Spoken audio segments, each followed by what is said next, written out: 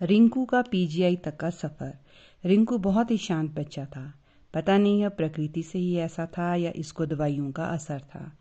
मेरी बहन और मेरे मायके वालों की तरफ से भी इसके बारे में परेशान होना स्वाभाविक था। हमने कोई पंडित और डॉक्टर नहीं छोड़े होंगे जिनकी सलाह हमने ना ली हो। इसकी चाची का वो पंडित के द्वारा बोले गए सारे टोटके मुझे उसकी परवाह की याद दिलाते हैं। इसकी मासी ने तो 2 रात में इसको 2 छोटे छोटे स्वेटर और बनियानें बनाई थी, क्योंकि इसको बोला था कि सफ़ेद कपड़ों का ज़्यादा से ज़्यादा इस्तेमाल करे। रिंकू का कम हिलना डुलना हमें परेशान कर रहा था। इसकी एमएमआर की रिपोर्ट जो आज भी मेरे पास पड़ी है, थोड़ी सी गलतियां दिखा रही थी।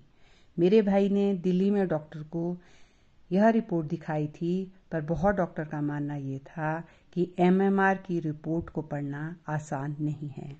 आखिर हमने रिंकू को पीजीआई ले जाने का फैसला कर लिया। हमने अभी नई गाड़ी ही ली थी, इसलिए हमें गाड़ी को चलाने की बहुत ज़्यादा जानकारी ना थी। मुझे यह बात भी कभी नहीं भूलती जब हम डरे डरे से चंडीगढ़ के गोल चक्र पार करते थे। पीजीआई में मरीजों को दिखाना कोई आसान काम नहीं है। वे लंबी कतारें तो डॉक्टर के पास जाने से पहले ही आपका मनोबल कमज़ोर कर देती हैं। जब तुम वहाँ के मरीजों को देखते हैं तो लगता है कि सारी दुनिया ही किसी न किसी कष्ट से जूझ रही है। हम पीजीआई में किसी भी डॉक्टर को नहीं जानते थे, इसलिए सिफारिश का तो कोई मतलब ही नहीं था। हाँ, यह ज़रूर है कि हमने सुबह 7 बजे ही कतारों में खड़े होकर कार्ड बनवा लिया था, इसलिए डॉक्टर के पास भी नंबर जल्दी लग गया। डॉक्टर के देखने और परामर्श से तो ऐसा लग रहा था कि मेरे बेटे को बहुत बड़ी दिक्कत है, क्योंकि बच्चा कुछ बोल तो नहीं सकता, उसका इलाज करना उतना ही मुश्किल है। उसने हमें 1 महीने की दवाई दी और हर महीने आने को कहा। ये दवाइयाँ ऐसी थी, इससे रिंकू सोया ही रहता। इसने शायद मेरी बेटी की परवरिश में, जिसे हम थोड़ा मुश्किल समझते थे, आसान बना दिया था। हर पल हमें यही चिंता रहती कि अब क्या होगा। डॉक्टर इसकी ग्रोथ को हर बार चेक करते तो सही आती, पर इसके हाथ पांव के मूवमेंट को समझ ना पाते। यह दूसरे बच्चों की तरह दूध भी नॉर्मल ले रहा था। अभी 6 महीने का हो गया था और इस बार इसे कुछ टेस्ट लिखे थे जो 1 महीने बाद होने थे।